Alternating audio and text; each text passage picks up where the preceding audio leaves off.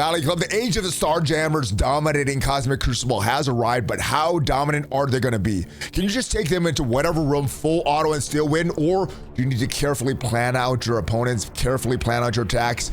We're going to take the full StarJammers team onto the test server so you can see what they're capable of. And we got some dev notes so you know what to expect from this team. So if you're ready to see how to use these StarJammers in Crucible, then you know what to do, Valley Club. Find that like button and let's go smash it. And welcome back to the ValleyFlyin channel. I am ValleyFlyin and I hope you're having an excellent day. This video is going to be all about the StarJammers. We got footage of them from the test server. And if you get some value from this video, hit that like button, hit that subscribe button, and ring that notification bell so you know as soon as a brand new Marvel Strike Force video goes up.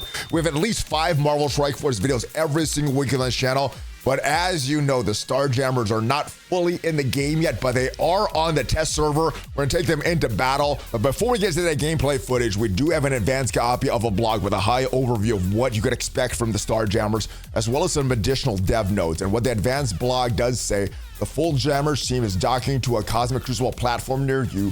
When they set foot before the Living Tribunal, the team is bringing a list of abilities that allow you to take some top teams that have been putting an old grin on the three-faced judge of Cosmic Crucible. Below is a high overview of what each character brings to the StarJammers. We also have a video from Bendable Straws. The link to that video is going to be on the MarvelStrikeForce.com website. But what it says, Barrier is a liability. The passive abilities of each StarJammer feeds the group mechanic that punishes the teams that love to deploy Barrier, and there are a bunch of them. So Havoc lowers the damage reduction of enemies with Barrier, blocks them from gaining immunity, and on enemy turn, if they have Barrier, he applies Disrupted to that enemy. Howard to Duck on enemy turn, if they have Barrier, he's going to attack that enemy.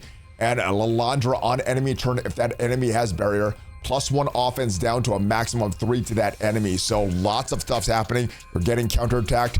They are getting offense down, so they can't do as much damage. And damage reduction. They can't. They're lowering the damage reduction, so they're not able to reduce the damage that you're doing. So that's not all. Each of the new characters has an attack that specifically punishes the enemy for possessing Barrier. And the situation calls for it. Multiple StarJammers can clear enemies' Barrier altogether. So they take care of teams that utilize Barrier. Also, they're masters of speed manipulation, harness light speed with these space pirates to control the battlefield. Each new StarJammer character includes a call out to speed that helps control the battle, including a big detail in Howard the Duck's kit that'll take the gum from his shoe and stick it to Mephisto to slow down his packs. And what the devs do say, this team is aimed at beating Mephisto teams. The StarJammers, they're supposed to be more offense oriented, but we do have some footage of them on defense. And these teams, unfortunately, a lot of these newer teams are going to be designed to work in their lane. So StarJammers are designed to work in their lane of Cosmic Crucible. However, not as much outside of their lane. So unfortunately, the StarJammers team is not going to be as great outside of Crucible. But what Havoc's going to do in Crucible, this character and all StarJammer allies gain 5% speed for each enemy with Barrier to a maximum of 50% speed. So lots of speed potential there. Lalandra in Crucible, if this character has 4 or more StarJammer allies, so you do need a full StarJammers team for them to work. Enemies cannot gain speed up. Lalandra StarJammer allies cannot gain slow. And the big one comes from Howard the Duck. In Crucible, before Howard takes a turn, speed bar cannot be filled or reduced by any enemy for themselves, allies, or enemy. This does not apply to speed gain through normal means. So yeah, this is a big screw you to like the absolute A-Force. Also, if Howard has 4 or more StarJammer allies, the speed of enemies can only be altered by positive and negative effects. So yeah, very, very strong in Cosmic Crucible. Outside of Cosmic Crucible, you may be a little disappointed if you're expecting them to do a lot, but yeah, they should be very strong in Cosmic Crucible. Also says seize control of Cosmic Crucible. Don't wait to recruit Howard and Havoc when they're available, and be sure to continue pursuing Lalandra, her mission of the Magistrix event, which is running right now. So what can you expect from the StarJammers? Well, what the devs did say about this team, they're going to struggle with a few teams, and the first team that they're going to struggle with is Null teams. So when he comes in the game next month sometime, StarJammers will struggle against teams that have Null. Also, Odin teams that will struggle a little bit with Odin teams, not specifically Odin and Illuminati, but Odin teams, they will struggle with certain Odin teams. Phoenix Force on defense with everything in one room.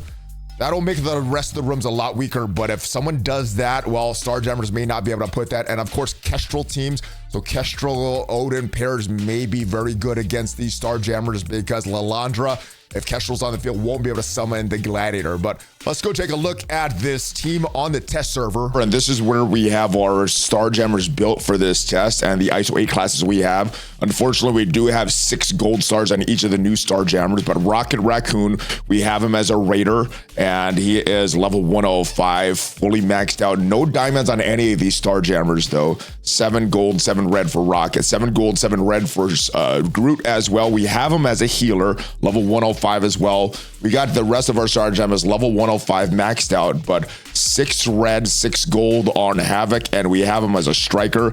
We also have Lilandra as a striker, 6 gold, 6 red on her, and we have Howard as a raider. Everything else is maxed out on him, 6 gold, 6 red. And this is what we have available to test on the test server. It does look like a lot of these rooms are set up for the previous season in Cosmic Crucible. Room 1 looks like an interesting test. We have a Kahori, we have a Shadow King, we have an Endgame Thanos, we have a Void Knight, and one of those hand minions there. I guess the person forgot to switch that person out on defense. Interesting room in room 2 as well. Annihilators and Dormammu there. We're going to test that room out. We're not going to do these Superior 6 in room 3. That one seems like the StarJammers is just going to smash them. And we have Odin, Illuminati, no Captain Britain, but with Super Skrull in room 4. We're going to do that test as well. Room 5 looks pretty simple to beat. I think the Night Stalkers could just smash that room. And then interesting room in room 6. This was pretty good for a previous season. I don't think that's going to hold with the current room rules right now. So we're going to test room 1, room 2, and room 4 for this test. So we're going to begin this with room 1. We got the StarJammers against that weird combo team in room 1. Very effective last season. I'm not sure if they're that effective this season in this room, but this is what we got to work with. So this is what we're taking into the test here. I'm not sure if the placement of the StarJammers teams matter, but we're gonna go find out. Let's do this. All right, let's bring this up to 3x speed, load these guys in battle, and let's do it. All right, Havoc. We're gonna start with attacking Kahori. I think this is the right move, starting with the ultimate here. Maybe the special. All right. Oh, Kahori's not going to have any speed. I just forgot. We got Howard in the field. Howard's passive is going to eliminate all that stuff there. Do we want to drop Thanos? No, let's go against Shadow King. I think that's the proper thing to do. Man, these guys are just smashing everything here. Oh my goodness, the extra damage. Is Thanos gonna get his, there he is. Yeah, he does get his passive off, but yeah, not much to do here. My goodness. This is a strong team here. Maybe we should have just done the, oh my goodness. All right, that is it. This team is totally gone there. Yeah, not great in this room for this season, but man, not even a chance. So that was a big mistake there, guys. I don't know if you caught what I did there, but I did not quit out of the battle. So that was it for my Cosmic Crucible test. Fortunately, Dorky Dad and Gideon were able to give me some footage that I could show to you guys. So let's go first check out the footage from Dorky Dad, how he's countering the Odin Illuminati. All right, so first thing I do want to point out, Dorky does have some different ISO 8 classes on some of these characters here.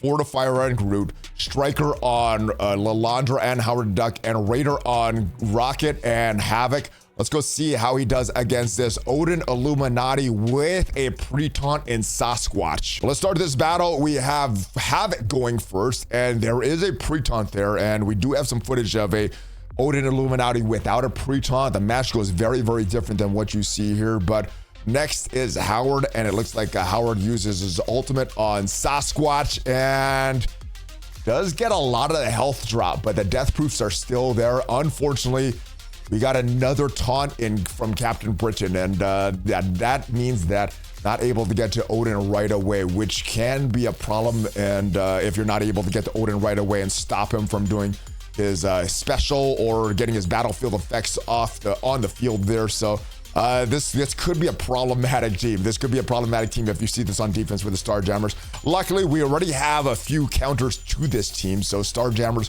will work against a lot of the other teams, but maybe not this Odin Illuminati that has a Preton there. As you see, Captain Britain is doing a lot of his stuff, a lot of his moves. He still has that taunt, so still not able to get to Odin, and Odin just did his basic there and has the battlefield effects on the field. Gladiator is there, but yeah, quits out right away because that is a bad battle. Not like myself that let the battle keep going, but putting out so you can do another match. So this is the next attempt at the battle. Still has that Preton there. Use a special this time, and he may have used a special first with that stun on a Sasquatch there. Now we're gonna go with Havoc. Actually, use the basic instead of the ultimate, maybe, and I think that's what he did the first battle there. Now we don't have a taunt on We don't have a taunt on Captain Preton and is able to get to Odin. Unfortunately, Odin does have a lot of turn meter there and went ahead. I think he did the ultimate there, not sure. But yeah, Odin gets a little closer to getting to Odin this time. Does Groot get to him? Odin does have a lot of turn meter there. Looks like it was the ultimate there. Still not able to get to Odin.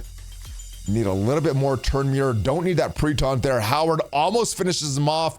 Maybe if there's some diamonds or Howard's built a little bigger, once that team is fully maxed out, it does take out this team. But Odin probably will have some diamonds or some stars or something anyway. So yeah, this team may not be the counter that you're looking for if you find an Odin Illuminati with a pre-taunt. Let's move ahead to Gideon's footage. A little different ISO 8 classes, and obviously doesn't have Sasquatch Black Bolt instead of that pre-taunt there. Makes this a very, very different match. But as far as the ISO 8 classes, has Striker on Groot, Striker on Rocket, Skirmisher on Howard and Lalandra, and Fortifier on Havoc. And this battle goes very, very differently without that pre-taunt. And because there's no pre-taunt on the field, let's make a decision. Do he goes after Odin? And I think he does go after Odin here with the ultimate from Havoc. And boom, there's that offense down. We got Howard going now. And I think he's going to do the ultimate for Howard on Odin. But instead does the basic there. And Odin is in the yellow, does have some barrier, but that's good for the StarJammers. They want other teams with barrier. And there goes Odin. This battle's pretty much done there. So very, very different battle. I think it was more because of the pre-taunt, not the ISO 8 class selection, but pre-taunt with Odin could be a problem there. All right, so that was the battle. Luckily, Gideon did quit out of that battle. And because of that, he was able to do another battle. Next battle from Gideon is this full StarJammers team, same ISO 8s against this full absolute A-Force in Cosmic Crucible. And this should not be as much of a problem. Kahori does not get all her speed because of all the speed bonuses that the StarJammers get. So right away, they're able to go right after Kahori, right after Medusa, whoever they want. And yeah, lots of ability blocks there. And this team is just destroyed. There comes Rocket, and Kahori's down. Pretty much the absolute A-Force is done without Kahori, but let's keep going. We have Lalandra going. There's the ultimate from Lalandra. Pretty much takes them out pretty easily. That Groot, I guess, just basicing, yeah, quits out right away because this team's gonna die. And last battle, Dorky was able to find this StarJammers on defense, and against it, use a pretty strong team. Built up a few different teams here. Phoenix Force, Old Man Logan, Apocalypse Black Knight. That's what it might take to beat the StarJammers if you see them on defense. They are going to be better on offense, but still look like you might need some meta characters to beat them if you see them on defense. So they start off. Havoc goes on Black Knight. Black Knight is still charged, so he gets counterattacked there. Howard goes and does his attack on Black Knight, and Black Knight is still charged, so he gets countered there. Rocket again. Rocket Groot goes on Howard the Duck, and Rocket gets countered by Black Knight. There goes Black Knight. Black Knight's dead, but the Phoenix Force is still there. Old Man Logan's still there. Apocalypse is still there, but Black Knight did his job, I think. Now who do we do the hard basic on? I think it probably should be Howard, but since Groot has a lot of turn meter, I probably would do this on Groot. Dorky also does this on Groot, which is, I think, a good thing. And now we just get a stun on Lalandra. Yeah, this team is done. Yeah, so not very strong on defense, especially against a meta offense hybrid team like this. A bunch of teams combined into one, but yeah, they are very, very strong on offense and okay on defense, but not against this team. So that is a StarJammers team in a nutshell. On offense and Cosmic Crucible, does very, very well, but not as good on defense, and probably going to struggle outside of Cosmic Crucible as well. And you probably do need that full 5-piece team. You probably don't want to separate these characters out just because of the passive of Lalandra and Howard the Duck. And a little bit of note on Lalandra. I know everybody's wondering about Professor X. She is going to be needed for Professor X. However, certain amount of stars on her is not necessarily needed. They say it's not necessarily a requirement for Lalandra, but you do need to invest in her heavily. So even if you don't get a lot of stars from these milestones that's going on for the raids and Cosmic Crucible, make sure you invest in her heavily, all the way up to level 105. If you could take her up there, Crimson Gear, Purple ISO 8, take her to the max if you really want to get that Professor X unlocked. And of course, big shout out to Dorky Dad, Gideon coming in clutch for me after I screwed up on that Cosmic Crucible footage on the test server. I'm going to put a link to both of their channels down below, so check out their footage and their takes on the StarJammers as well. If you did get some value from this video, leave it a like, And if you want to see what are the biggest hidden gems in Marvel Strike Force today, check out the video up there, and I'll see you guys next time. Have a great rest of your day. Hulk fist bump, ValleyFlyin out.